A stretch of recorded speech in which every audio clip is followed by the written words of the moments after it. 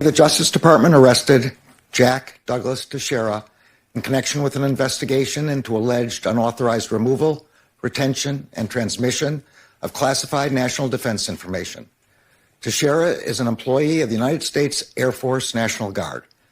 FBI agents took Teixeira into custody earlier this afternoon without incident. He will have an initial appearance at the U.S. District Court for the District of Massachusetts. I want to thank the FBI, Justice Department prosecutors, and our colleagues at the Department of Defense for their diligent work on this case. This investigation is ongoing. We will share more information at the appropriate time. Thanks, everyone. Did he have lawful access to these documents, sir?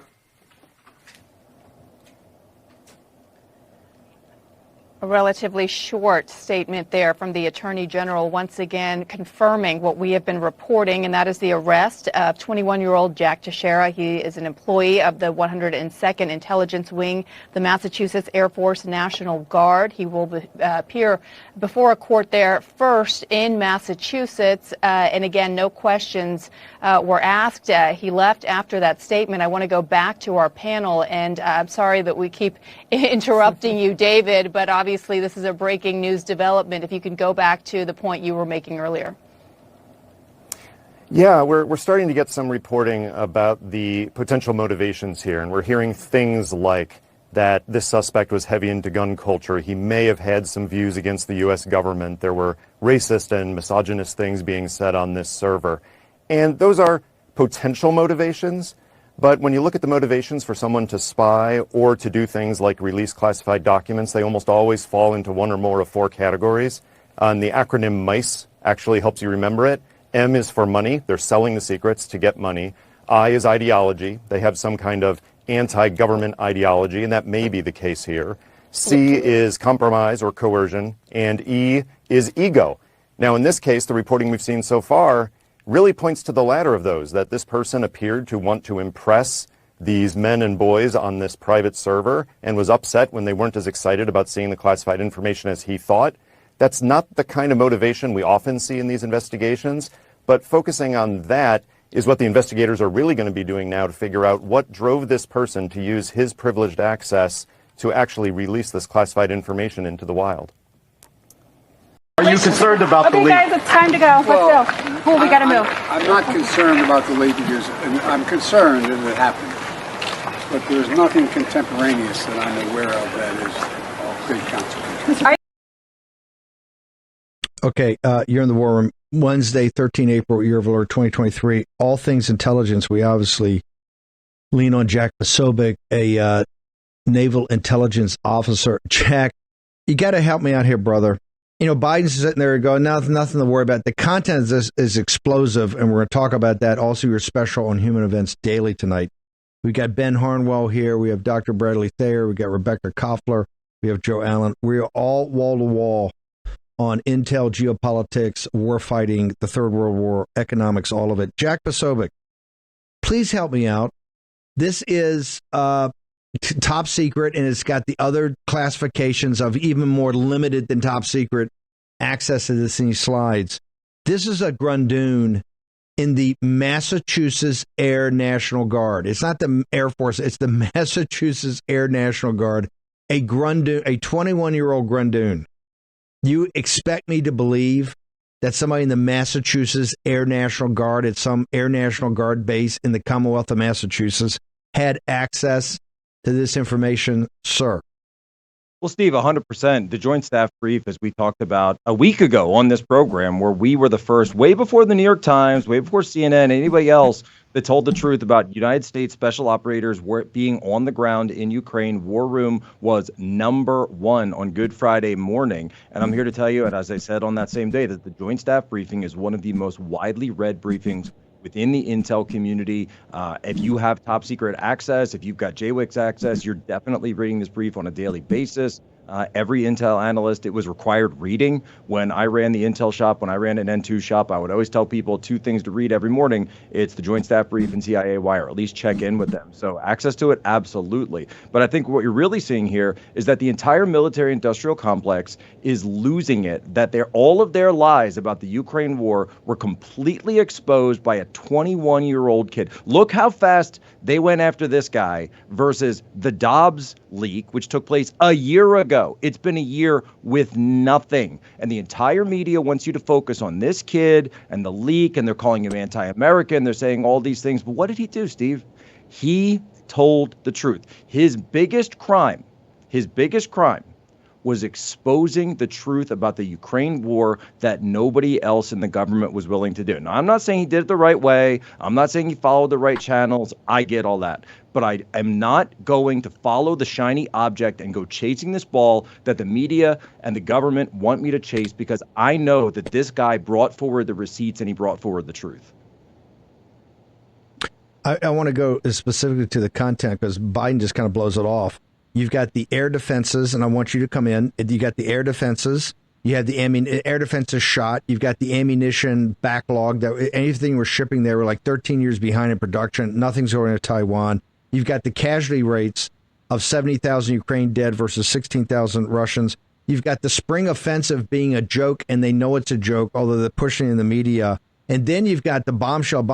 Zelensky and the people around him already are open to the fact if the first long-range missile you send, they're launching it right into Russia, and they've said they're going to do it. This is, give me more context here. And Steve, the fact that they're spying narrative, on Zelensky to get that.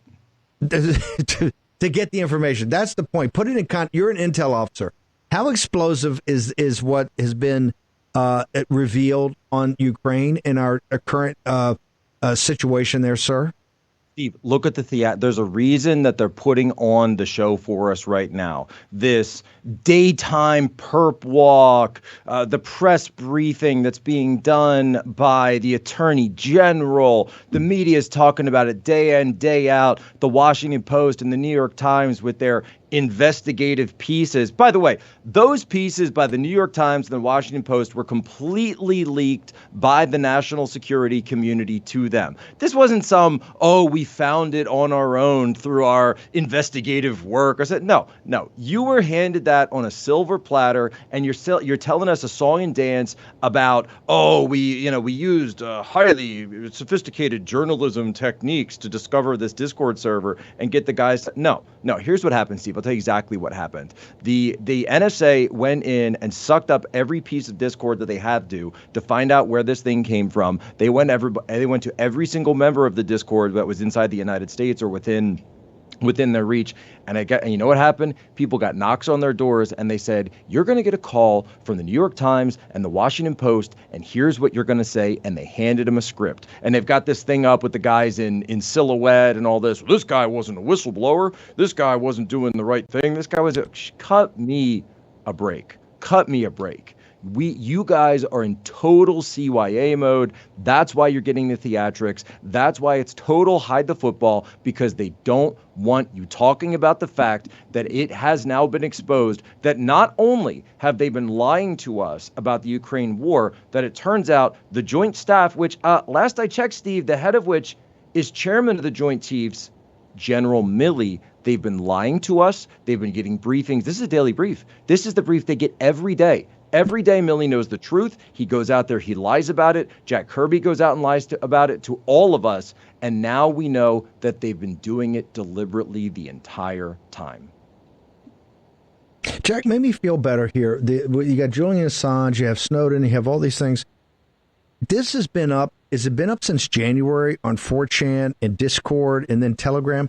This has been, was it months before they even understood that this stuff was coming out? How did that happen? How did we have highly classified material that came up on these different chat rooms, etc., for looks like months before anybody in authority knew that the stuff was missing or stuff was being viewed outside of people that were that had the classification clearances to review it, sir?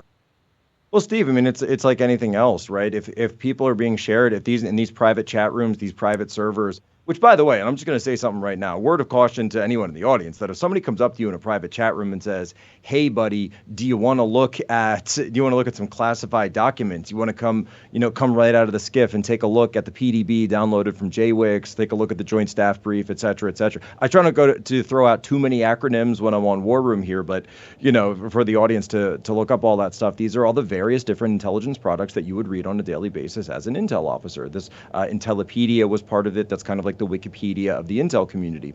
So at first, this guy's just sharing. So we're told, right? The story we're told is that he was sharing them out to people in this private server.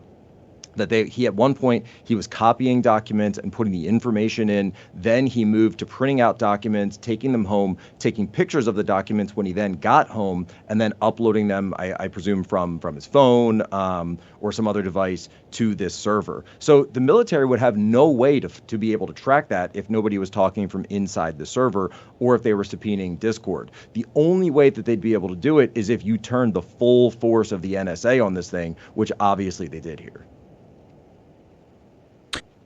Jack, hang over a second. We got a lot more to go through this, plus China, plus Ukraine, all of it. I want to bring in Ben Harnwell. Ben, we've got a couple of reports I want you to get into. One of them is that Breitbart's reporting that Politico, am I hearing this right? That the true, what Macron really said that's worse than what was reported, that Politico cratered to the CCP in Macron's office and taking it down. Walk me through that first, because what Macron said, he basically said, hey, the United States is on its own. It's on its own about dealing with Taiwan. It's on its own with the CCP. It's on its own about its currency. Maybe we'll look at alternatives. Walk me through this. That's right, Steve. That is exactly what happened.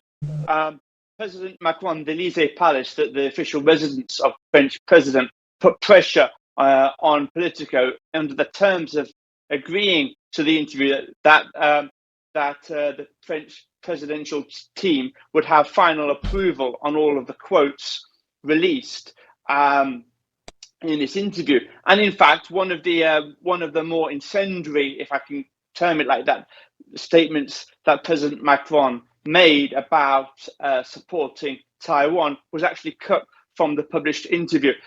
For me, as far as I'm concerned, the story here isn't so much that Politico agreed to these terms.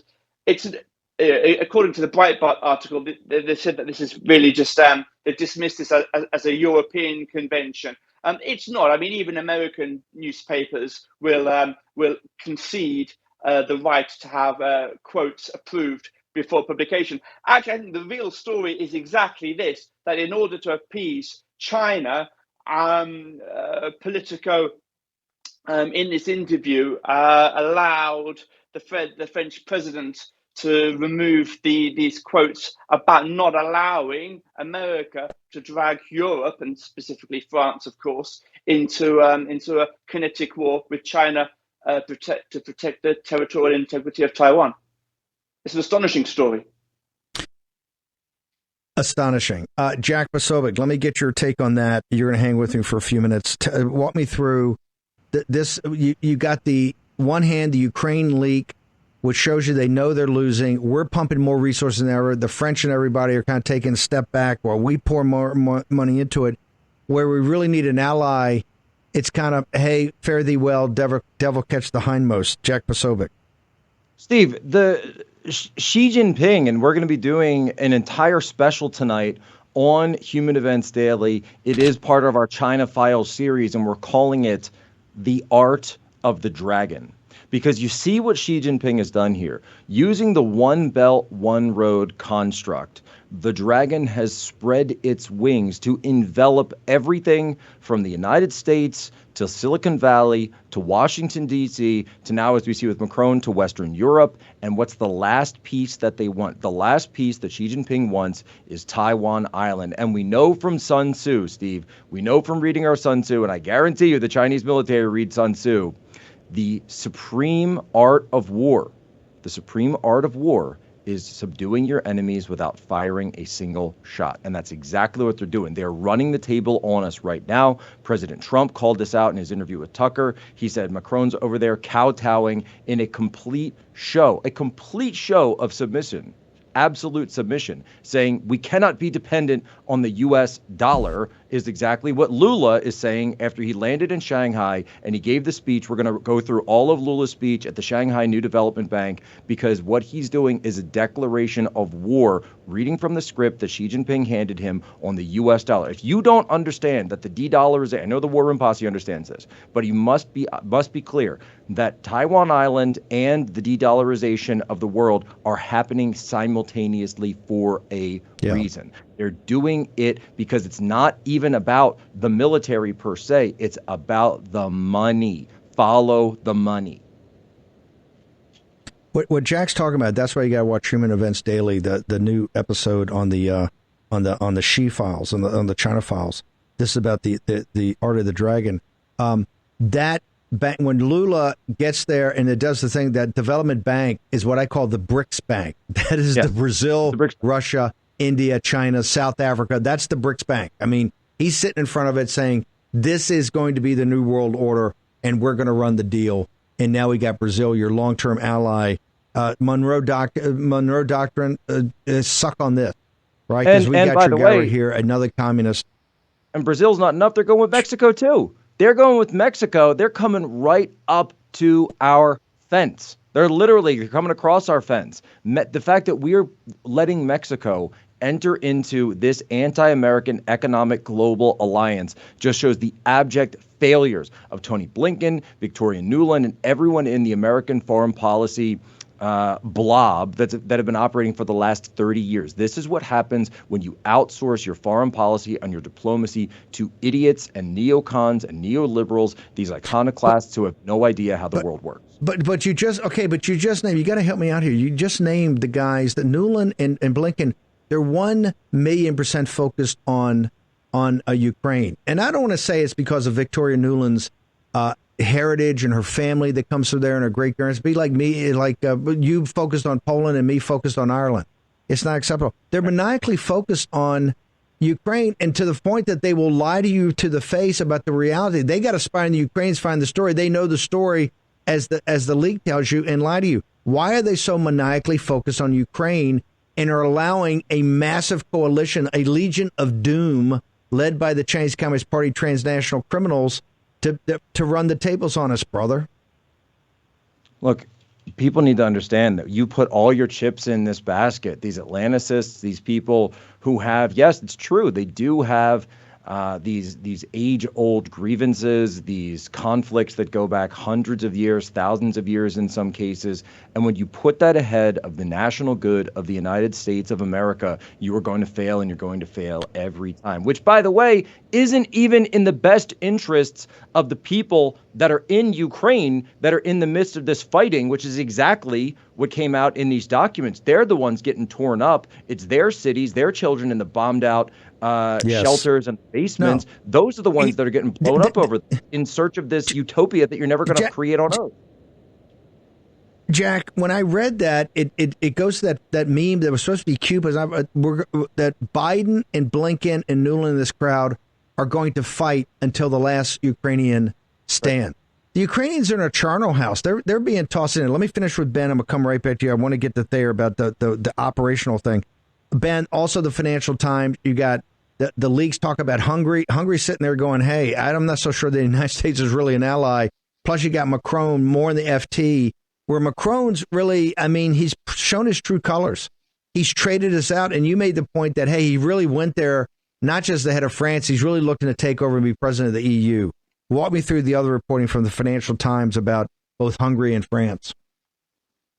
Yeah, well, let's start with Hungary, because this is really, when I read this in the papers, I had until they arrested this guy, I always had it in the back of my mind that somebody perhaps is playing the American public here, and I just wasn't quite sure of who was doing it and to what extent. But here was a gem that I saw, and now that we assume that it's absolutely true. The CIA, and this is according to the leaked papers, the CIA had indicated, it's not known how they did this, but they had intercepted a conversation that President Orban had with a couple of his top advisors. And in that conversation, Orban indicated the United States as one of the three largest threats to his government in Hungary. He specifically indicated the US embassy and said that it was actively attempting to subvert his administration. Now, we don't know who the other two threats are. The only thing I will say, and here's how I'm going to link this to Macron here. The only thing I will say about this is it's not the United States that's perceived in continental Europe as being a threat to European member states' sovereignty. It's the military, and let's be clear, it's the United States military-industrial complex. It's the whole thing, what Jack just called the blob. That is what terrifies European leaders. We know 10 years ago, obviously no lessons have been learned. 10 years ago, the CIA was caught intercepting 10 Downing Street. Angela Merkel, the then German Chancellor, all the European leaders were being intercepted by our supposed ally. Okay. I have said on a number of occasions, and I know it might sort of sound a little bit edgy, but I have said that Macron, right, is he's trying his best to act in France's best interests, because from the perspective of Paris, sure, you can make the argument that Vladimir Putin is a threat to continental stability, but far more real from the French perspective, and these intercepted remarks here from Orban, I think, absolutely illustrate this, far more threatening in a practical and realistic context to Paris, to Budapest, to London, is the idea that the American government is going to be actively undermining their territorial, their political integrity. What, if I might just mention this, what actually the US Embassy has been doing is that it's been funding a publicity campaign in Hungary to encourage the Hungarians to be more actively support the American position with regards to the war. This goes directly against Viktor Orban's position on that, which is a ceasefire and peace negotiations is what's needed to end this war, and that America's involvement is actively, as you and Jack were just saying, is actively keeping this war going to the detriment of the lives of innocent civilians, children, and what have you. And what America is doing is participating in a propaganda campaign to flip the Hungarian people into moving away from the position that Viktor Orban has, I think, quite sanely, perfectly respectable position. I think it's the best position in continental Europe, his position, and that's so that's exactly why he's saying that as far as he's concerned, the United States is one of the three big threats to Hungary. Now, Macron hasn't been caught saying that, but you can see by his actions that he thinks the same thing, which is why he's working now to try to keep France in with China, which is really part of this trade mission. It wasn't a political mission. That's just political coverage. It was a trade mission. He went to Beijing. He took French investors with him. And I think that's why Macron is doing this. It's not anti-American. It's not. Some people think that the French are culturally anti-American. I think that's missing the point somewhat. Obviously, the French are very protective of their language. What really concerns France, and France is historically the most, let's say, US cautious member of NATO. What France is trying to do is exactly what Hungary is doing, and that is to protect its government from being undermined and subverted by the Victoria Nulands and her ilk in Washington. Jack Posobiec, does this shock you as an intelligence officer that a senior guy that's beloved by a big part of the American electorate, Viktor Orban, would sit there and go, I've got the CIA actively subverting my government? Look, Steve, it doesn't surprise me at all, and I'll tell you something right here to the War Room audience. I will be traveling to Budapest, Hungary, and I will be speaking at CPAC Budapest with Viktor Orban, with Kari Lake, with Gavin Wax, and all the other freedom fighters from around the world that are gathering there in a show of support for the freedom fighters of Hungary. We are going to make sure that these types of forces that are trying to take him out and trying to take out these freedom fighters do not succeed. I want to remind everyone, please check out the Human Events Daily special tonight. See if I got a drop, but it's the China Files Part 6. What time is it going to be? What time is it going to be, Jack? What time is it going to be? We're going to actually throw it up on our War Room too and do a live chat. What time? It'll be 10 p.m. Eastern. 10 p.m. Eastern. Okay, everybody will be on that. By the way, I'm going to be part of the 5 May CPAC. I'll be doing here from the War Room, giving a live speech like I did in Mexico to support it. Jack Posobiec, thank you very much. Honored to have you on here. We'll get all your social media up. Jack's going to bounce. Ben Harnwell, how do people get to you? What's your social media, brother? Thanks so much, Steve. It's Getter, my surname at Harnwell. You can see the probably on the strip at the bottom, Harnwell, and that's where I'm pushing out. There it goes. That's where I push out my news and analysis, Steve. Thanks so much. Ben, thank you very much. Okay, we're going to take a short commercial break. We got back. Dr. Bradley Thayer, an amazing piece today on the Washington Times about actually the critical path of when she's going to be ready to mount the invasion or the blockade of Taiwan. We're going to go through the details. And Rebekah Koffler is going to join us up in New York. Rebekah's got an amazing piece about how she's using artificial intelligence to execute on his war plan. Remember, we're in the beginning stages of the Third World War. Also, hopefully, we're going to get Joe Allen here with some updates on artificial intelligence in warfighting. Short commercial break. We're going to be back in the War Room in just a moment.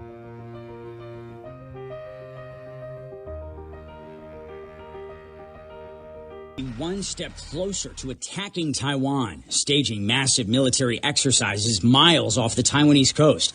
Senior defense officials in Taipei say 12 Chinese warships surrounded the island, simulating a sea and air blockade for the second time in 8 months.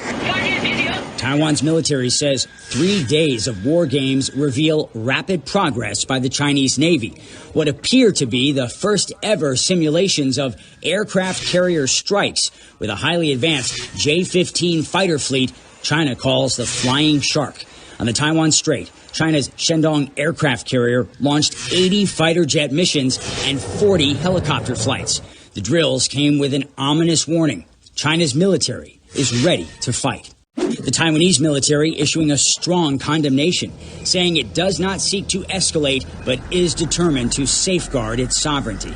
Is Beijing, in your view, threatening Taiwan with war? Yes, indeed. Taiwan's Foreign Minister Joseph Wu speaking exclusively to CNN, condemning China's military moves. Menacing imagery shows a barrage of ballistic missiles aimed at the island. China launched real missiles over Taiwan for the first time last year. Look at the military exercises and also their rhetoric. They seem to be trying to get ready to launch a war against Taiwan. China calls the drills a serious warning against the Taiwan separatist forces' collusion with external forces and a necessary move to defend national sovereignty and territorial integrity.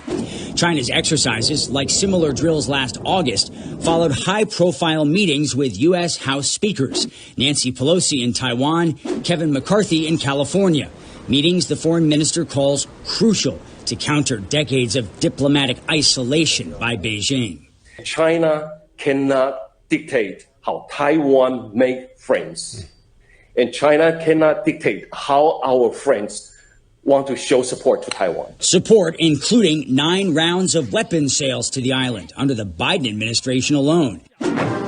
U.S. intelligence believes the People's Liberation Army is acting on orders from President Xi Jinping himself. The PLA told to be ready by 2027 to take Taiwan by force. One U.S. general claiming it could happen even sooner, in 2025, 2 years from now. A war that could involve the U.S. and its allies, as this fragile island democracy fights to fend off a future Chinese attack. And next time, it may not be a drill. But there are concerns tonight that global democracies may not be united, particularly after these comments from the French President Emmanuel Macron. You know, on the heels of his state visit to Beijing, he almost was echoing the Chinese President Xi Jinping's talking points. He was cautioning Europe against being drawn into a Taiwan crisis, saying that Europe should resist pressure to be a follower of America. Well, here in Taipei, of course, lawmakers are asking, why would an advanced democratic country ignore the lives and potential deaths of people in other countries? They really say that those comments are puzzling, Erica. By the way, when CNN is on its game and not, just going after Trump's derangement syndrome, they can really do it. That's a great package right there. Very succinct. Dr. Thayer, we've discussed our great allies in NATO, led by the French, telling us, hey, sorry, guys, you're on your own on this one. But your article in the Washington Times today kind of put some order into this. There's a very well thought through plan that she is going through as far as these massive naval exercises. Can you walk us through it, sir? Sure. Absolutely, Steve. Good to be with you today. China is planning to invade Taiwan. That's clear.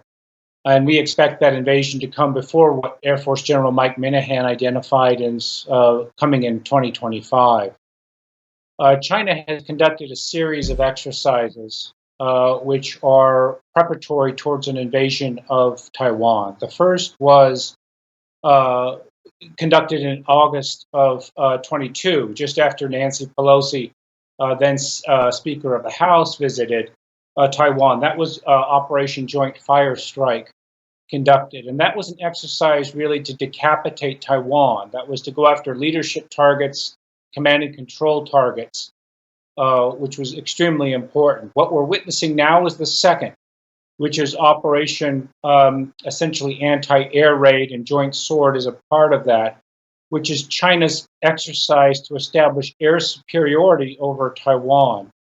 And the third that we anticipate, James Fennell, a retired Navy captain who wrote the piece with me, and when he retired, of course, he was the essentially intelligence director for the Seventh Fleet, the Pacific Fleet.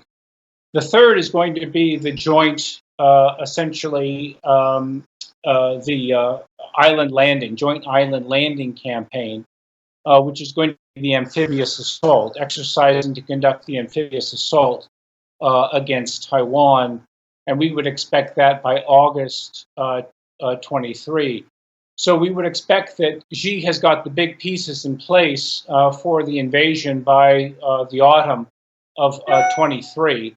And then it would be a question of when he's going to pull the trigger to invade Taiwan. But the decapitation attack, air superiority, then the amphibious assault, they've conducted those exercises, so they're working out the bugs, right? Because military organizations are complex things. You just don't turn them on like a light switch. They have to exercise. They have to find out what faults they have, what problems. Let me go through this. I got August 22 for the decapitation exercise. I've got March, April for the air superiority. That's where I see all the invasion of the airspace, and you see they want this. They want a no-fly zone up in the north. In August 23, you're saying they're going to do, you and Captain Fennell, they're going to do the amphibious landings or the joint island landings. They'll have all three pieces in place, ready to go. A couple things. Captain Fennell is legendary because he just wasn't head of intelligence for PACCOM and PAC Fleet in Pearl. He actually thought that the military and the administration prior to Trump was so asleep that he went and gave a speech at the Naval Academy, and it was essentially forced out of the military because he said, hey, we're going to get to a shooting war and we are not ready, and nobody's talking about it, and we're not getting ready. This guy is a national hero, one of the great patriots of our time, and knows this stuff to the degree that nobody knows, even Dr. Thayer, myself, and others. I mean, this piece is so informed. A couple of shocking things. Number one, the Air Force general was shocking enough, and he was saying, hey, we got to be ready. We're going to be guns up, weapons free in 2025. You and Fennell have moved the time frame up 2 years. And what's most fascinating about your timeline, the election, the most important election in 2024, besides the presidential election, is going to take place in January. That's the next presidential election in Taiwan, where Terry Guo, the Foxconn who's a total asset of the Chinese Communist Party, has announced we defeated him. Miles Grove, myself, and others defeated him in the primary last time, where I think he finished third. But this guy's a total asset of the CCP. He's running to be president. They would rather take it by having the Kuomintang win in January and not have to do a kinetic invasion, because once the Kuomintang wins, you're going to have a fifth column in charge there. You agree with that, Thayer, that they would hold off the invasion if Terry Guo and the KMT won? I think that's right, Steve, absolutely. First, let me echo and reinforce your remarks about Jim Fennell. Jim Fennell is outstanding. He's a hero, a true American patriot who was calling attention to the China threat when no one else was. Very few people were identifying this, and he paid a tremendous cost for so doing. Your point about the KMT, I think that's absolutely right. The CCP is signaling Taiwan that they're in the sights of the Chinese Communist Party. And so if the KMT wins and they're able to bring Taiwan under the control of the Chinese Communist Party through nonviolent, non-kinetic means, well, that's clearly favorable. That's what they want. They want that to happen without the risk of the United States intervening in it, or U.S. allies like Japan, Australia, and others potentially. But they're moving ahead as a very important signal to Taiwan that they're going to be conquered by China. And a key part of our piece was we're just asleep at the switch. There's so much that we need to do. It's nice that Biden is in Ireland, but he should be in Taiwan today, not in Ireland. He should be ensuring that. Yeah, Steve. No. When you bring up this, quite frankly, even to the planners, and your piece was very, very informed. But for me, even myself, who stays pretty up on these topics, I was shocked by seeing the third piece come in August of 2023. Because they've kind of moved. Minifield wasn't totally wrong. They have moved their planning up. Part of it, I think, is they see the alliance coming together, the problems in Ukraine. They see Brazil. You've got Lula over there right now. They're at the flood tide. But do you and Fennell believe that operationally, that after this August or September, this fall, that they will actually be ready for a kinetic strike into Taiwan, where it would be very tough for the 7th Fleet as it exists today, as it's armed today, with the personnel and the training, which I don't think some of the training is that great, is prepared to stop them? 2 points, Steve. First, you want to keep in mind that events happen very quickly in international politics. July 26, 1941, the Roosevelt administration freezes all Japanese assets, thus cutting Japan off from bulk fuel oil and aviation gas, as well as other petroleum products. So December 7th, they hit us. So about 4 months later. So we want to keep in mind that events can happen very quickly in international politics. Secondly, Xi Jinping is determined to do this. So keeping in mind events happen fast, he's driving it. And that's really important. Related to that, we do not have the forces in place. The U.S. Navy is essentially balanced 50-50 between the Atlantic and the Pacific. That should be easily 75 in the Pacific versus 25 in the Atlantic. There's so much that we need to do, both in terms of sending military capabilities in the area, reinforced by key allies like Japan and other states, as well as sending political messages, willpower. That is, we need to deter this war. This war is coming. We need to deter it. And that means having military capabilities, including nuclear capabilities, which are necessary here, and political will to back up the use of force or potential use of force. We need to deter this war, not have Taiwan fall. If Taiwan falls, we're in a very, very dark world, as you've identified many times in terms of economic consequences and political consequences. It was announced today. I got it up on Getters. Announced today, the Oracle of Omaha. This guy's one of the savviest investors in the world. He's been one of the big believers in Taiwan semiconductor. He wanted to have a big stake in something leading edge. He dumped all $4 billion he sold. Warren Buffett sold it, and he said the reason he sold it, the threat of war. when Warren Buffett's bailing out of an asset that's been a great stock for him, it's time to really think that's a smart guy. Hang over a second, Dr. Thayer. Rebekah Koffler, amazing piece in Fox today about she and artificial intelligence. Talk to us about the piece. Talk to us about what America, that we are not prepared. Frank Gaffney said it best. It's one thing about Korea and Vietnam and Afghanistan, Iraq, when you can leave and say, hey, we just, got a patience. It's another thing to catastrophically lose a major great power conflict with 10 or 12,000 sailors going to the bottom of the Straits of Taiwan or the South China Sea. Psychologically, the United States may never recover from that. Talk to us about what she's got in store for us with artificial intelligence.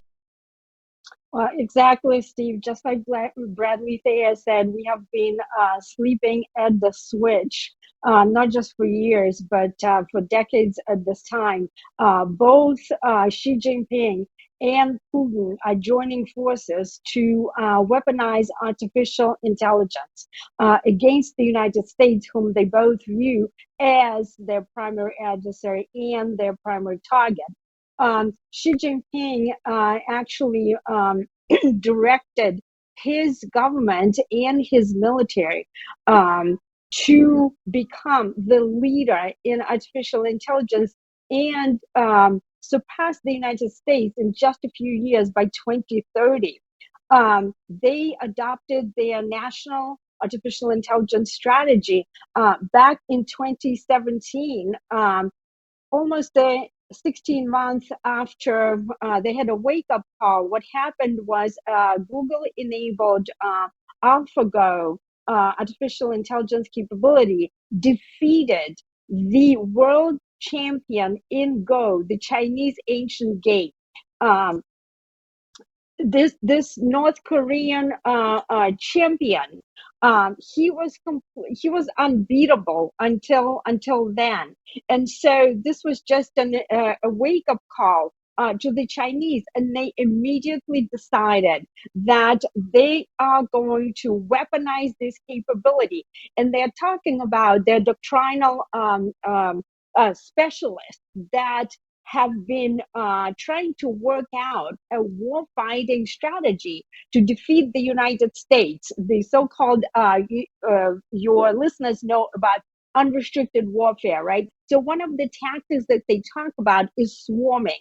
And artificial intelligence is an enabling technology, right? It simulates human cognitive process. It can make decisions. And so it is what Chinese are doing is they're using it in a destructive way. It becomes a force multiplier.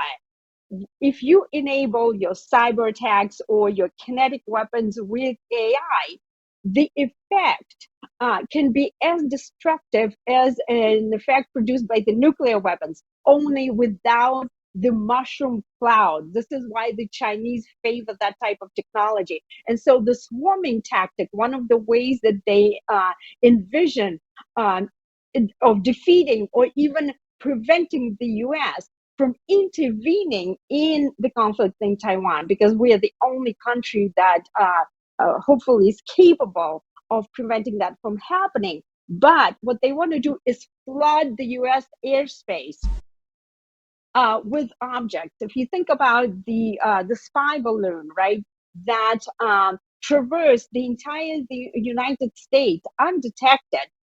Imagine 100 of such balloons enabled by AI, enabled with both kinetic and non-kinetic payloads, or even some of the payloads could be chem-bio, right? And if NORAD, the North American Airspace Defense Command, had trouble detecting one balloon, right? Because it flew at the altitude on which we just don't have the capability, we weren't looking at. Imagine 100 of those balloons, and we used $400,000 missile to strike that one balloon. So this is the type of warfare that the Chinese want to exploit. What they talk about in unrestricted warfare is Americans using golden bullets to strike birds, right? And What they want to do is deplete our weapons arsenal, even in the run-up to the conflict, so that they win without fighting. That's what they talk about in the strategy. And you know, in the Ukraine, in the security, in the secured briefings, you see that we're 13 years. I mean, we've run out of ammo. We're shoveling it all in. He actually had the Secretary of Navy. He took it down, but he tweeted 2 months ago, "Hey, we got to slow down the Ukraine. We're not going to have anything for the South China Sea, Taiwan.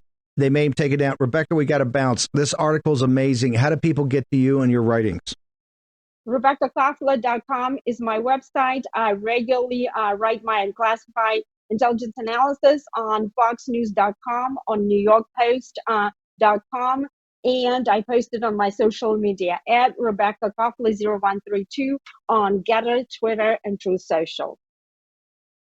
This piece is up on Fox News. It's absolutely incredible. Rebekah Koffler, DIA, former DIA. Thank you very much for joining us, ma'am. Thank you for having me, Steve. Dr. Bradley Thayer, we're in it now, brother. You've warned about this for years. You've written books on this. You're a specialist in this. We got about a minute, 9 seconds left. What would you like to see out of the Biden regime or in the House? You had McCarthy meet, but what actions would you like to see now to know that somebody's awake and understands that she is rolling and he's rolling hard towards a kinetic war? Biden's got to give a major speech on Taiwan, and he's got to say that Taiwan is in the national interest of the United States and will defend it in conjunction with our allies like Japan, who've conveyed to us that if we stand on Taiwan, the Japanese will join us, as well as other allies like the Australians. So that's very significant. We need to establish the political willpower. We're establishing an extended deterrent to Taiwan. Secondly, you've got to flow the weaponry into it, whether that's allied Japan, certainly. Troops have got to be deployed, but U.S. military forces have got to be deployed in the area. Wow. Naval forces, Marines, Air Force, Army have got to be there today, not just in the hundreds that they've revealed publicly that are present on Taiwan, but orders of magnitude more. We've done this before. We know how to deter an existential threat. We did it with the Soviet Union. We had the Central Front on the inner German border during the Cold War, and we need to have a new Central Front with Taiwan today, because we want to deter the conflict. We don't want to fight the conflict. If it does come to it, we don't want to fight a kinetic war. We're going to have to win it. And we're going to have to win. Bradley Thayer, how do people get to you? I'm at Bradley Thayer at Getter and Truth and centerforsecuritypolicy.org. Thanks, Steve. Thanks very much. Thanks, brother. 10 a.m. tomorrow morning, we come back. We are scheduled to have Lara Logan is going to join us and give us her perspective on where actually we stand here in the United States with our sovereignty and throughout the world. Until tomorrow morning at 10 a.m., this is Stephen K. Bannon. You've been in the War Room.